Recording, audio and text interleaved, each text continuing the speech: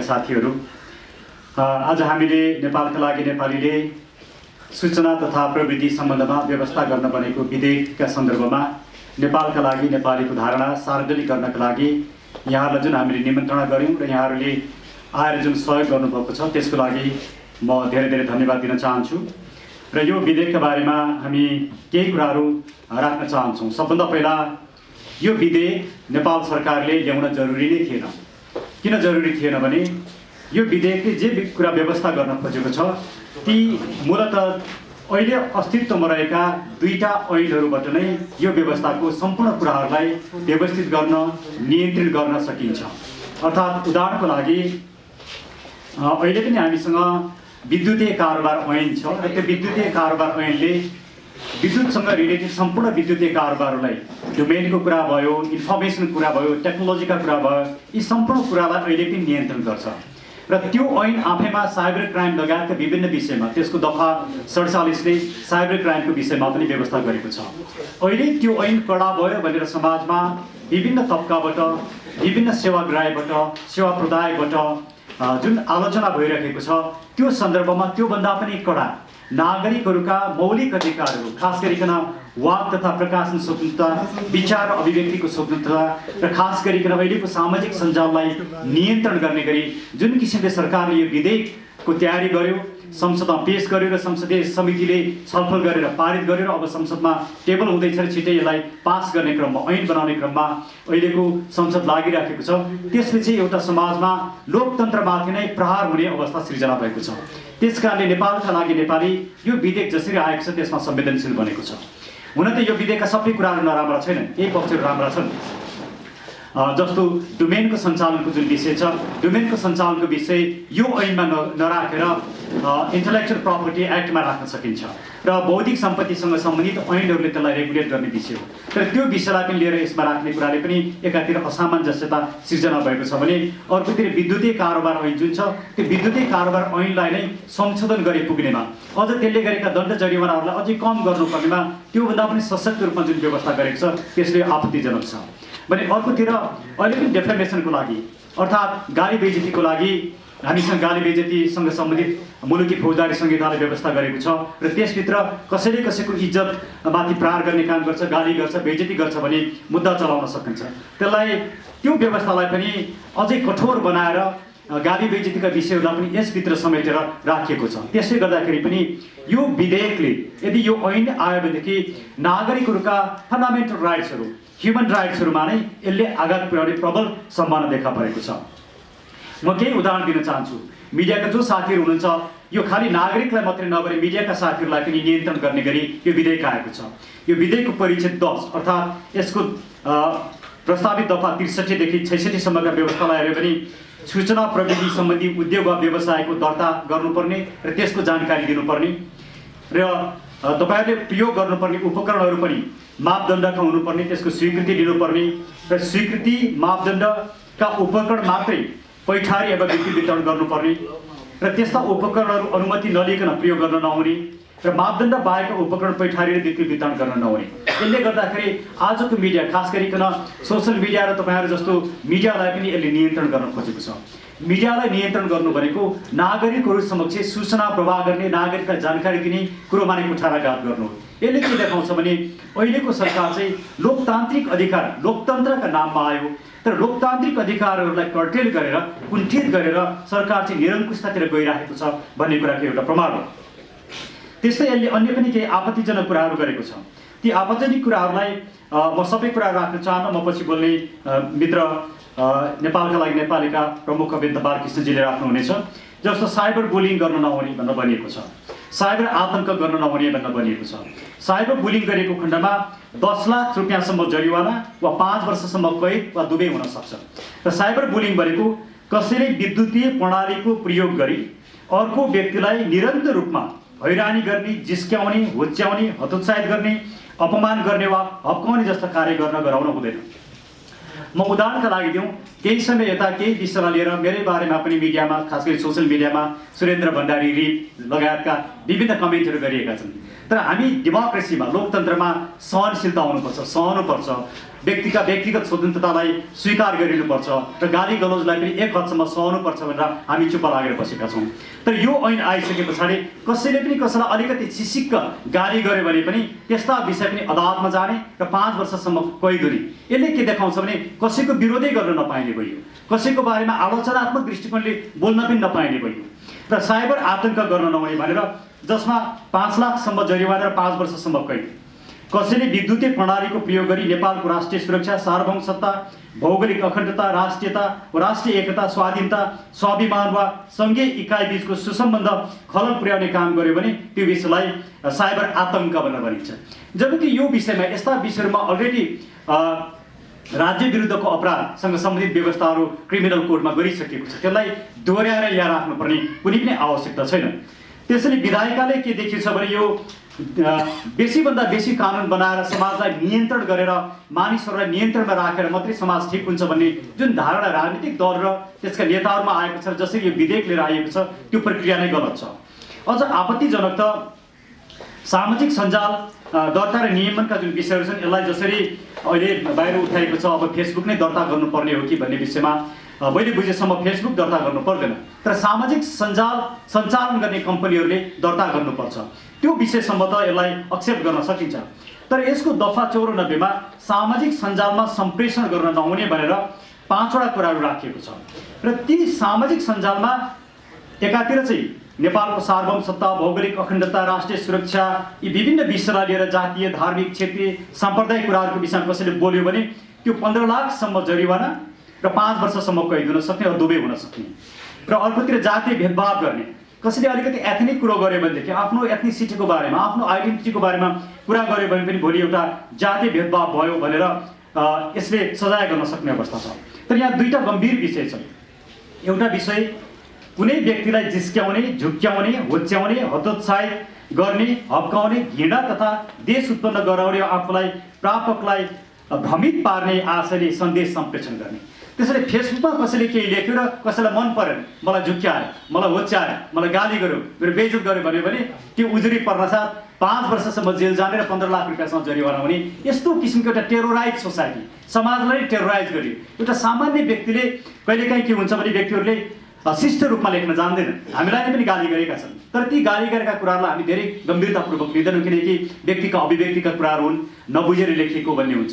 कुनै व्यक्तिले नबुझेर केही कुरा लेख्यो र त्यसलाई कसैले गम्भीरतापूर्वक लिँदै उजुरी गर्यो भने 5 वर्षसम्म जेल जानुपर्ने यस्तो एउटा टेरोराइज सोसाइटीले सिर्जना गर्न खोज्यो।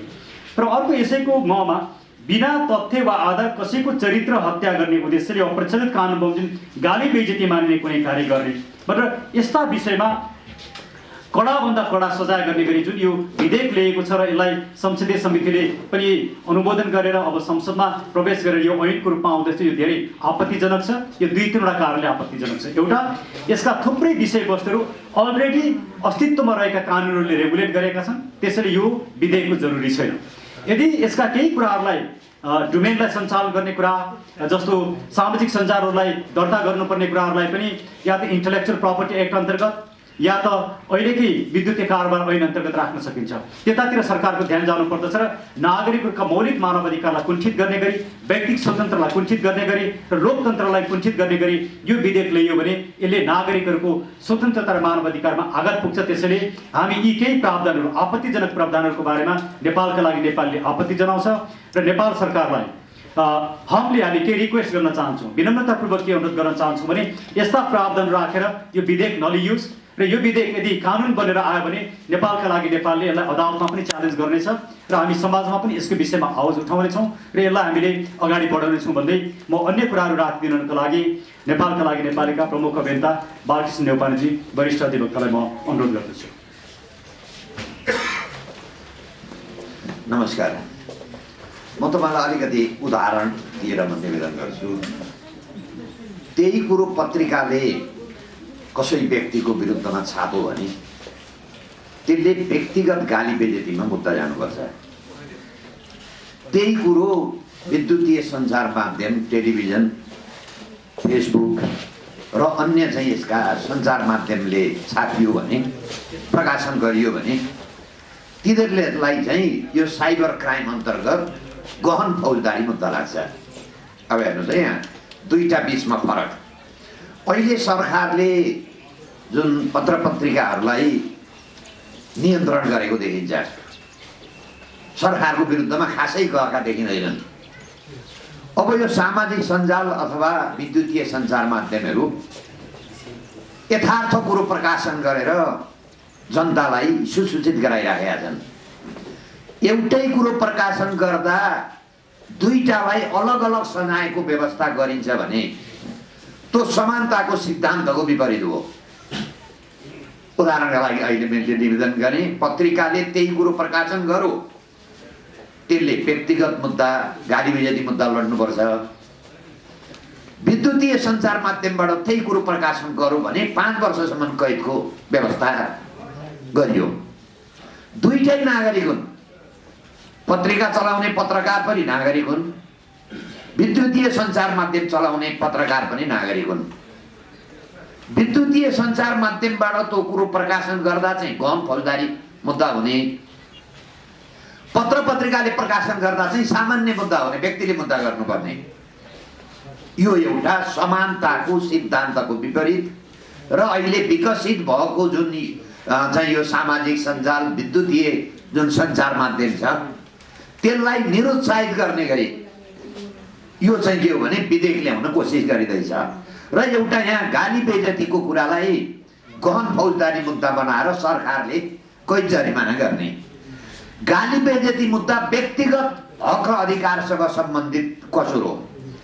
कसैले कसैलाई गाली गर्छ भने त्यो गालीको कुरो कसैले सामान्य गाली पनि पचाउँदैन, कसैले ठुल्ठुला गाली पनि पचाउँछ। अब गाली बेइज्जतीको कुरो राज्यसँग सरोकार रहँदैन। कसैले कसैलाई गाली बेइज्जती गरौँ भनौँ न, मैले तपाईँले मलाई गर्नुभयो, मैले अरू कसैलाई गरेँ, त्यो मेरो व्यक्तिगत, मैले व्यक्तिगत मुद्दा हाल्नुपर्छ। उदाहरणका लागि पत्र पत्रिकामा कसैले गाली बेइज्जती गरेर कसैलाई छाप्यो भने त्यसले चाहिँ जिल्ला अदालतमा गाली बेइज्जती ऐन अन्तर्गत मुद्दा गर्नुपर्ने। त्यही कुरो चाहिँ तपाईँले सामाजिक सञ्जाल मार्फत अथवा विद्युतीय सामग्री मार्फत प्रकाशन गर्नुभयो भने यो साइबर क्राइम अन्तर्गत मुद्दा चल्ने, असमान भयो। एकछिनलाई मानौँ छापाखाना र प्रकाशन स्वतन्त्र सम्बन्धी ऐन छ, त्यहाँ चाहिँ तपाईँको देशको अखण्डता, सार्वभौमसत्ता, युद्ध लगायतका कुरा भयो भने त्यहाँ सामान्य दण्ड जरिमानाका व्यवस्था गरिएको छ, ठुलो दण्ड जरिमानाको व्यवस्था गरिएको छैन। एकै किसिमका सञ्चार माध्यम जो चाहिँ जनतालाई सुसूचित गराउँछन्, पत्र पत्रिका सञ्चार माध्यम एक किसिमको कानुनबाट कभर गर्ने, विद्युतीय सञ्चार माध्यमलाई चाहिँ कडा कानुन ल्याउनुको पछाडि यो विद्युतीय सञ्चार माध्यमसँग सरकार डराएको, सरकारले चाहिँ यसलाई नियन्त्रण गर्न खोजेको छ। एउटै कसुरमा दुईटा कानुन हुँदैन। एउटा मान्छेले कसुर गर्यो भने एक खालको कानुन लाग्ने, अर्को कसुर गर्यो भने अर्को खालको कानुन हुँदैन। यहाँ चाहिँ के गरियो भने छापाखाना र प्रकाशन ऐन अन्तर्गत कभर गर्ने सञ्चार माध्यमलाई सामान्य कसुरको त्यो ऐनमा व्यवस्था छ, यस्तो कडा कसुर त्यहाँ व्यवस्था छैन। त्यही काम गरे बापत विद्युतीय सञ्चार माध्यमलाई चाहिँ कडा जुन व्यवस्था गरिएको छ, यो अहिले जुन तपाईँको 21औं शताब्दीमा विकसित भएको हाम्रो सञ्चार प्रविधिलाई उहाँहरूले के गर्नु खोज्नुहुन्छ भने निरुत्साहित गर्न खोज्नु हुँदैछ। यो ऐन भनेको त, यो विधेयक भनेको त के हो भने प्रतिगामी भन्छ नि, ब्याक गर्ने, धकेल्ने, पछाडि धकेल्ने। र यो अहिले सरकार र सरकारमा संलग्न भएका मानिसहरूले जुन सुविधा हिजो उपयोग गरे, अहिले त्यो सुविधा उपयोग गरेर सरकारमा पुगिसकेपछि अरूले चाहिँ त्यो सुविधा उपयोग गर्न नपाउन् भन्ने उहाँहरूको नियत देखिन्छ। उदाहरणका लागि हिजो हामीहरूले यिनै नेता तपाईँको अहिले खड्गप्रसाद ओलीदेखि लिएर माधव नेपाल सिंहदरबारको गेटसम्म धर्ना बसेको हामीहरूले आँखाले देखेका छौँ। उहाँहरू चाहिँ उसबाट के हो भने सिंहदरबारसम्म चाहिँ भद्रकालीबाट जुलुस लिएर आएर सिंहदरबारको गेटमा धर्ना बस्नुहुन्थ्यो। जब उहाँहरू सत्तामा जानुभयो, अब उहाँले यति बढी निषेधित क्षेत्र घोषणा गर्नुभयो, यति बढी निषेधित क्षेत्र घोषणा भयो। यसको अर्थ के हो भने हिजो उहाँहरूले पाएको सुविधा भनौँ न, हिजोको व्यवस्थाले उहाँहरूलाई यति बढी निषेधित क्षेत्र तोडिदिएको भए उहाँहरू आफ्ना कुरा जनतालाई कसरी सुनाउनुहुन्थ्यो? सुनाउनुहुन्न त। अहिले चाहिँ यति बढी चाहिँ तपाईँको निषेधित क्षेत्र घोषणा गरिएको छ। यसले के लाग्छ भने उहाँहरूले प्राप्त गरेको सुविधा, हिजो तानाशाही व्यवस्थाले दिएको सुविधा पनि अहिलेका जनतालाई उहाँले दिन चाहनुहुन्न। हिजो उहाँहरूले विरोध गर्दा हरेक ठाउँमा निषेधित क्षेत्र थिएन, हरेक ठाउँमा नारा जुलुस गर्न पाइन्थ्यो। अहिले देशका विभिन्न ठाउँमा उहाँले के हो भने निषेधित क्षेत्र घोषणा गरेर जनताको अभिव्यक्तिको स्वतन्त्रता समाप्त पार्नुभयो। यसको अर्थ के हो भने कम्युनिस्टहरू स्वतन्त्रता प्रेमी हुँदैनन् है, यिनीहरू लोकतन्त्रवादी होइनन्। यिनीहरू चाहिँ सत्तामा गएपछि आफ्नो कम्युनिस्ट चरित्रहरू देखाउँछन्। सापलाई जतिसुकै दुध खुवाउनुहोस् त्यसको चाहिँ देखाउने बेला त त्यसले पोइजन नै निकाल्छ, बिगै निकाल्छ। हिजो उहाँहरूले जे सुविधा दिनुभयो जनतालाई, जे सुविधा उहाँले प्राप्त गर्नुभयो, त्यो सुविधा अहिले सत्तामा गएपछि त्यो सुविधा नदिनु भनेको त उहाँहरूले आफूले प्राप्त गरेको सुविधा अरूलाई नदिन त पाइँदैन नि। त्यसको अर्थ के हो भने अब हामी बिस्तार बिस्तार तानाशाही व्यवस्थातर्फ बोल्न नपाइने, लेख्न नपाइने, बोल्नु र लेखो भने पनि कठोर सजायको व्यवस्थामा जाने, यो हाम्रो संविधानको भावना र यो 62-63 सालमा जुन आन्दोलन गरियो, लोकतन्त्र बनियो, यो कति लोकलाई थुन्नुहुन्छ उहाँहरू यस्तो कानुन बनाएर? त्यसैले यसको विकल्प त के हुनुपर्छ भने तपाईहरु तमाम सञ्चार माध्यमहरू यसको विकल्पमा निस्किनु पर्न सक्छ। यो विधेयक पास भयो, ऐन पास, यो विधेयक ऐनको रूपमा आयो भने र यसले चाहिँ अघि मैले निवेदन गर्ने एउटा पाठ्यदर्शी छ। मानौँ न कसैले कसैलाई मन्त्रीलाई झुट्टा कुरा लेखो, गाली बेइज्जती जन्य गरो, गाली बेइज्जती ऐन छ नि त। राज्यको विरुद्धमा कुनै अपराध गरियो, राज्य विरुद्धको अपराधको कानुन छ नि त। अरू सामान्य मान्छेले अथवा पत्रकारले चाहिँ प्रिन्ट मिडियाले राज्य विरुद्धको अपराध गरो, त्यसका लागि चाहिँ राज्य विरुद्धको अपराध लाग्ने। विद्युतीय सञ्चार माध्यमले राज्य विरुद्धको अपराध गरो भने चाहिँ त्यसलाई कठोर दण्ड जरिमानाको व्यवस्था गरेर अर्को कानुन ल्याउने। यो कानुनको जरुरी नै थिएन। जुन एउटा विद्युतीय सञ्चार माध्यमलाई छापाखाना र प्रकाशन ऐनले नै कभर गर्नुपर्छ। त्यो दुईटै माध्यम एउटै हुन् नि, जनतालाई अभिव्यक्तिको स्वतन्त्रताको माध्यम बनाउने। पत्रिकाले एक किसिमको ऐनको नरम सुविधा प्रयोग गर्ने, तर सामाजिक सञ्जाल र के भने विद्युतीय सञ्चार माध्यमलाई चाहिँ कठोर सजायको छुट्टै व्यवस्था गर्ने, यो ऐनको जरुरी थिएन। कसैले हैरानी गराउँछ, यही शब्द गाली बेइज्जती ऐनमा छ। यहाँ भनिएको छ नि, हेर्नुहोस् न तपाईँलाई, कुनै व्यक्तिलाई गिज्याउने, झुक्याउने, होच्याउने, हतोत्साहित गर्ने, हप्काउने, घृणा तथा द्वेषपूर्ण गराउने वा प्राप्तलाई भ्रमित पार्ने आशयले सन्देश सम्प्रेषण गरेमा, यही सन्देश सम्प्रेषण चाहिँ पत्रिकाले गरो, त्यसले गाली बेइज्जती मुद्दा गर्नुपर्ने। यही कुरा जस्तो भनौँ न, नेपालको सार्वभौमसत्ता, भौगोलिक अखण्डता, राष्ट्रिय सुरक्षा पत्रकारले गरो, त्यसलाई चाहिँ पत्रकार प्रेस सम्बन्धी कानुन लगाएर सामान्य सजाय हुने। यही कुरो चाहिँ विद्युतीय सञ्चार माध्यमलाई गर्दा 5 वर्षदेखि 2 वर्षदेखि 15 वर्षसम्मको कैदको व्यवस्था छ। त्यसैले यसको अर्थ के हो भने यो अहिलेको सरकार आधुनिक जुन एउटा सञ्चार माध्यम, आधुनिक जुन सामाजिक सञ्जालको विरुद्धमा छ। यसलाई विकास उनले चाहे त यसलाई रोक्न सक्थ्यो, तर समस्या रोक्न चाहन्थ्यो, तर समस्या के छ भने उहाँको हातमा यो छैन। यो जहाँबाट चाहिँ यसको उत्पादन भएर आउँछ उहाँको हातमा भए त उहाँले उत्पादनै गर्न दिनुहुन्न थियो। तर यहाँ पनि के हो भने यसलाई प्रयोगकर्तालाई दुरुत्साहन गर्ने गरी यो जनताको अभिव्यक्तिको स्वतन्त्रता र विभेदकारी हो मुख्यता। त्यही एउटाले भनौँ, पत्रिकाले भनौँ गाली बेइज्जती हाल्ने, त्यही कुरो सामाजिक सञ्जालले हाल्नु चाहिँ यो अहिलेको कठोर ऐन ल्याएर त्यसलाई दण्ड जरिमाना गर्नु भनेको यो समानताको अघि मैले निवेदन गर्ने सिद्धान्तको विपरीत छ। यसका लागि हाम्रो नेपालका लागि नेपालीले हामी सशक्त आन्दोलन पनि गर्छौँ। यो ऐनको रूपमा आयो भने हामी भोलि मुद्दा पनि गर्छौँ। तर अहिले मेरो निवेदन गराई सरकारले यो गल्ती नगरोस्। यो सामाजिक सञ्जाललाई प्रयोग गर्नलाई दुरुत्साहित गरियो भने यी अहिलेका यति बढी सामाजिक सञ्जाल प्रयोगकर्ताहरू छन्। तपाईँलाई म एउटा घटना 59-60मा जब चाहिँ पूर्व राजा ज्ञानेन्द्रले आफ्नो शासन सत्ता हातमा लिएपछि मोबाइल नेपालबाट बन्द भयो, इन्टरनेट बन्द भयो। त्यो सत्ता जानुको पछाडि त्यो मोबाइल र इन्टरनेट सेवा बन्द गराएको कारणले युवाहरू आन्दोलनमा आए, जसको परिणाम सत्ता गयो। यो अहिलेको सत्ता त्यो अवस्थामा पनि पुग्न सक्छ है। यो सामाजिक सञ्जाल बढी युवाहरूले प्रयोग गर्छन्। यो युवालाई यसोबाट प्रयोग गर्नलाई दुर्साहन गर्ने हो भने कसैले गलत गर्यो भने गलत कुरो हेर्दैन, त्यसको विश्वसनीयता हुँदैन।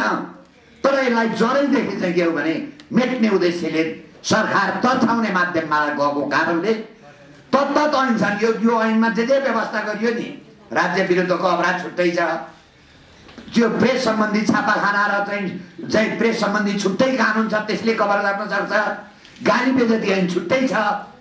ती जम्मै ऐनका कुरा यहाँ ल्याएर कठोर सजाय जुन विभेदकारी यो सामाजिक सञ्जाल अथवा विद्युत यो सञ्चार माध्यमलाई बनाउने हो भने कि समानता बनाऊ जम्मै। प्रेसलाई, प्रिन्ट मिडियालाई पनि त्यही गरौँ। प्रिन्ट मिडियाले कसैलाई जिस्क्यायो, त्यसले गाली बेजती मुद्दा जिल्लामा गर्नुपर्ने। तर विद्युतीय सञ्चार माध्यमले कसैलाई जिस्क्यायो अथवा हैरान गरौँ, त्यसलाई चाहिँ यो के हो भने साइबर क्राइम मुद्दा लाग्ने। त्यो त के हो भने विभेदकारी हो। र अर्को यसले के हो भने झुट्टा कुरा भनेर यहाँ एउटा व्यवस्था गरिएको छ। अब यही कुरो पत्रिकाले छापो झुट्टा कुरा, त्यसलाई यही मुद्दा लाग्दैन। त्यसबाट के पनि पत्रिका अथवा सञ्चार माध्यम राजपत्र हुन्छन्। त्यसबाट उहाँहरूले के सञ्चार माध्यमलाई राजपत्र बनाउन खोजेको, सरकारका मन्त्रीका के हो भने भाषण मात्रै के प्रशस्ति मात्रै गाउने। उसको स्रोतको अधिकारिता हुन सक्छ, तर त्यो स्रोत साँचो कुरो अथवा चाहिँ के हो भने राजपत्रमा प्रकाशित गरेका सरकारका निर्णय मात्रै प्रकाशन गर्ने होइन। यसको पछाडिको संसार सरकारको नियत के छ भने यो सरकार र यो सरकारमा संलग्न मान्छेहरू व्यापक रूपमा भ्रष्टाचारमा संलग्न छन्। यही सामाजिक सञ्जालले वाइट बडीदेखि लिएर चाहिँ बालुवाटारको जग्गादेखि लिएर यी समान निकालिरहेको छ। अब यो सामाजिक सञ्जाललाई, विद्युतीय सञ्चार माध्यमलाई बन्द गरेर यसलाई निरुत्साहित पारेर उहाँहरू के चाहन चाहनुहुन्छ भने आफ्नो भ्रष्टाचारको कारोबारलाई निर्वाध रूपमा सञ्चालन गर्न चाहनुहुन्छ। त्यसैले यसको पछाडिको के हो भने भ्रष्टाचार गरेको कुरो जनताले थाहा नपाउन्, देशलाई बेचेको कुरो संसारले थाहा नपाउन्। यो सामाजिक सञ्जालले त तुरन्त मिनटमा पुर्याइदियो भन्ने उद्देश्यले मात्रै यसको उद्देश्य चाहिँ के हो भने सरकारमा बसेका मान्छेको गलत काम बाहिर ननिस्कोस्, त्यो जनताले थाहा नपाउन् भन्ने उद्देश्यले यो गरिएको हुनाले यसको विरुद्धमा यो जुन विद्युतीय सञ्चार माध्यम प्रयोगकर्ता युवा नै सडकमा आउनुपर्छ। भोलि यो त हामीहरूले प्रयोग गरिरहेको सुविधालाई जुन नियन्त्रण गर्छ, जबसम्म हामी सडकमा निस्किँदैनौँ यो के हो भने हामीहरूले बोलेर तपाईँहरूले प्रसारण गरेर यो समस्याको समाधान हुँदैन। हिजो ६५-६३ सालमा जसरी मोबाइल र इन्टरनेट बन्द गर्दाखेरि सडकमा आएर सत्ता गयो, अहिले पनि त्यो अवस्था नआउला भन्न सक्दिनँ। त्यसैले मेरो अनुरोध गराई, सरकार त अहिले 2/3 छ, कसैले भने टेर्दैन। एउटै ठाउँबाट भनेको मात्रै टेर्छ, त्यो हो सडक। जबसम्म हामी सडकमा जाँदैनौँ न, यसको विरुद्धमा एक हुँदैनौँ न, होइन भन्दै त यहाँ बोल्न पनि दिँदैनन्, लेख्न पनि दिँदैनन्, हिँड्न पनि दिँदैनन्। अब अहिले त चाहिँ कसैको केमा लेख्नु पर्यो भने पहिले प्रधानमन्त्रीलाई निकासा लिनुपर्छ। ल म यो कुरो लेख्दैछु, यो प्रकाशन गर्दैछु, निकासा देऊ।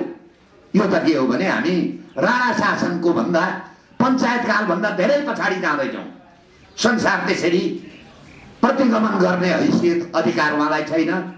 ६२-६३ सालको मान्यतामा बमोजिम जनताको स्वतन्त्रताको रक्षा गर्नुपर्नेमा यो स्वतन्त्रताको रक्षा गर्न नसक्ने, वाक र प्रकाशनको रक्षा गर्न नसक्ने, अब आफ्नो भन्नुहोस् न तपाईँको हाम्रो मोबाइलको पनि के हो भने गुप्तचरले हरेक रेकर्ड राख्ने, त्यो त संविधानले दिँदैन।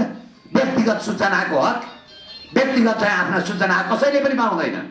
अहिले यो गुप्तचरी ऐनमा हरेक मान्छेका मोबाइलका सूचना पनि के हो भने चाहिँ उनीहरूले रेकर्ड गरेर के हो भने बुझाउन पाउने। अहिलेको कानुन अपराधसँग सम्बन्धित छ भने अदालतको सहमति लिएर यो मान्छेले यो अपराध गर्दै रहेछ, यसको टेलिफोन मैले टेप गर्नु पर्यो भनेर जिल्ला अदालतको अनुमतिले मात्रै यो काम गर्न पाइन्छ। अहिले खुफिया एजेन्सी अथवा गुप्तचरले चाहिँ जसको पनि सञ्चार माध्यमको मोबाइलको सूचना प्राप्त गर्ने, त्यो सूचनाको के हो भने रेकर्ड राख्ने हो भन्दै थियो। अब नेपालमा व्यक्तिगत जुन गोपनीयताको हक त्यो पनि केही बाँकी रहेन। त्यसैले सरकार बिस्तार तानाशाहीतर्फ गइराखेको कारणले कि हामी यही रूपमा चुप लाएर बस्नु पर्यो? होइन भन्दै त यसलाई सडकबाटै जबसम्म हामी विरोध गर्दैनौँ, सडकबाट आएका चिजलाई अरूबाट ऊ कुरो सुन्दैन, सडकैबाट तय गर्न चाहन्छ। त्यसैले अब यी जम्मै कुराको तय, भ्रष्टाचारको तय पनि सडकबाटै गरिनुपर्ने हो। किनभने कसैलाई भ्रष्टाचारमा त लाग्दैन र यी सामाजिक सञ्जालले त स्वतन्त्रतादेखि लिएर हाम्रो प्रकाशन र भाग स्वतन्त्रता पनि सडकबाटै तय गर्नुपर्ने हो।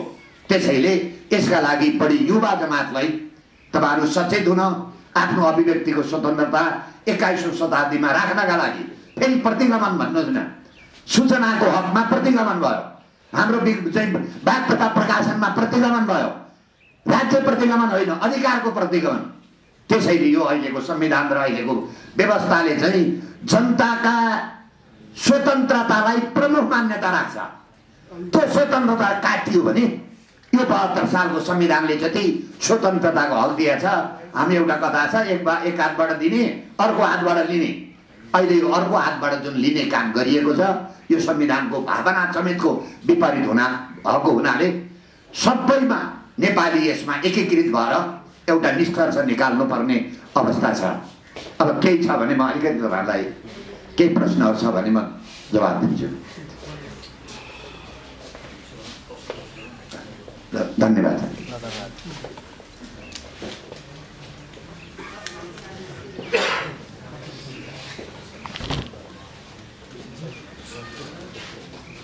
यसै गरी नेपालका लागि नेपाली कानुन विभाग प्रमुख भुवनेश्वर थापालाई यस विषयमा आफ्नो मन्तव्य राखिदिनुका लागि अनुरोध गर्दछु।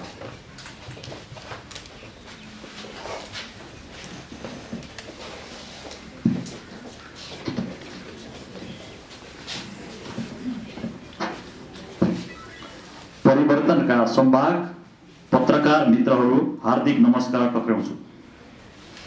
यो मुलुकमा धेरै कुराहरू अगाडि बढिरहेका छन्। हामी संविधानलाई टेकेर सम्पूर्ण कार्यहरू नेपालमा भइरहेको छ। 3 करोड नागरिकको भाग्य र भविष्य सोही संविधानले नै दिएको अधिकार बमोजिम विधायिका र कार्यपालिकाले पुरा गर्नुपर्ने हुन्छ। कानुनले गर्नु भनेको काम नगर्नु र नगर्नु भनेको काम गर्नु नै अपराध हो। हाम्रो वर्तमान संविधानले स्पष्ट रूपमा चाहिँ सूचना प्रवाह गर्न वा छाप्न पूर्व प्रतिबन्ध लगाउने र सजाय गर्ने छैन भनेर चाहिँ स्पष्ट उल्लेख गरिएको छ। यो संविधानको विरुद्धमा नागरिक अधिकार घोषणा, राज्य दमनमा उत्रेर परिवर्तनका संवाहक नेपालको एउटा त्यस्तो निकाय छ भने सञ्चार जगत छ र त्यो सञ्चार जगतले स्पष्ट रूपमा आफ्नो काम गरिरहेको छ। नागरिकको हक रक्षाको लागि पहरेदार गरिरहेको छ। त्यसलाई सजाय गरेर नियन्त्रण गर्ने जुन दुस्साहस र दमनको कार्यको चाहिँ नेपालमा चाहिँ जुन भइरहेको छ, त्यसको लागि चाहिँ घोर भर्सना नेपालको लागि नेपालीले गर्दछ। र यसको बारेमा म भन्छु के भन्दा छ भन्दाखेरि मुलुकी अपराध संहिता 2074 को दफा 306 नै काफी छ। कानुनले पहिले गरिसकेको छ है, त्यो संविधान अनुसार मुलुकी अपराध संहिता आएको र त्यो अपराध संहिताले नै एड्रेस गरेर गाली बेइज्जती सम्बन्धी कसुर हो, बेइज्जती सम्बन्धी कसुर हुनुपर्ने ठाउँमा नयाँ नयाँ किसिमको जन्जाल लिएर नयाँ नयाँ किसिमको ढङ्गले राज्यले नागरिकलाई दमन गर्ने, नागरिकको चाहिँ अधिकार कुण्ठित गर्ने जुन कार्य गरेको छ, त्यो कार्यहरू नेपालका लागि नेपालीले सदा सर्वदा प्रतिरोध गर्दछ। हामी नेपालका लागि नेपाली अभियानका प्रमुख अभियन्ताज्यूहरू र यस नेपालका लागि नेपाली अभियानका संयोजक डाक्टर सुरेन्द्र भण्डारीज्यूले 2042 सालदेखि निरन्तर रूपमा चाहिँ यो प्रेस स्वतन्त्र हुनुपर्छ, मुलुकमा नागरिकले बोल्न पाउनुपर्छ भन्दाखेरि तत्कालीन सरकारले 3 वर्ष 6 महिनासम्म चाहिँ थुनामा राखेर जुन किसिमको नागरिक अधिकारको लागि चाहिँ रोक्ने प्रयास गर्यो, त्यसको विरुद्धमा लडेर आएका व्यक्तिहरू चाहिँ नेपालका लागि नेपाली अभियानका चाहिँ संयोजक हुनुहुन्छ। त्यसैगरी नेपालका नागरिकहरूलाई अपमानमा पार्नलाई जुन किसिमले विदेशी दासत्व र विदेशी गाइड बमोजिम आएको जुन कुराहरू थियो, त्यो कुराहरू मार्फत नेपालमा चाहिँ नयाँ किसिमले विदेशीलाई नागरिकता दिने अभियान सुरु गरेको थियो। त्यो नागरिकता दिने अभियानलाई बन्द गर्ने काम वरिष्ठ अधिवक्ता बालकृष्ण न्यौपानेज्यूले जुन किसिमले रिट लिएर कानुनी लडाइँ लड्नुभयो, त्यो लडाइँले गर्दाखेरि रोकिएको हुनाले आज 3 करोड नागरिक मात्रै हामी भइरहेका छौँ। आज भनिन्छ यदि वरिष्ठ अधिवक्ता बालकृष्ण न्यौपानेले त्यो अभियान छेड्नु भएको थिएन भनेदेखि यो मुलुकमा 10औं करोड नागरिक हुने अवस्था सृजना भइसक्थ्यो भनेर विभिन्न कुराहरू चाहिँ केन्द्रकी यहाँ सामाजिक रूपमा चाहिँ केन्द्रकी अहिले छलफलको विषय बनेको कुरा पनि म यहाँ पत्रकार साथीहरूलाई निवेदन गर्दछु। त्यसै गरी हामीले नेपालका लागि नेपाली अभियानले यस्ता दासत्वको कानुन, दमनका कानुन र नागरिकलाई जुन किसिमले पीडा दिने कानुन निर्माण गर्छ, त्यसको सडकमा होस् जुनसुकै अवस्थामा पनि त्यो कानुनलाई चाहिँ केन्द्रकी निश्चित पार्नलाई चाहिँ केन्द्रकी हामी अगाडि बढ्नेछौँ, आवाज उठाउनेछौँ र नेपालका लागि नेपाली भन्ने कार्यक्रमले तपाईहरुलाई चाहिँ केन्द्रकी सूचना र सञ्चारलाई सदा सर्वदा स्वतन्त्र रहनुपर्छ भन्ने चाहिँ केन्द्रकी हाम्रो मूल्य र मान्यता रहेको कुराहरू यहाँबाट निवेदन गर्दछु। कुनै क्वेशनहरू कुनै केही कुराहरू छन् भनेदेखि हाम्रो चाहिँ केन्द्रकी यहाँ फेरि क्वेशन गर्न सक्नुहुन्छ हजुरहरूले। र भन्दै म यहाँ क्वेशन केही छ भनेदेखि साथीहरूले यहाँ क्वेशन गर्न सक्नुहुन्छ। यहाँ प्रमुख संयोजकहरूले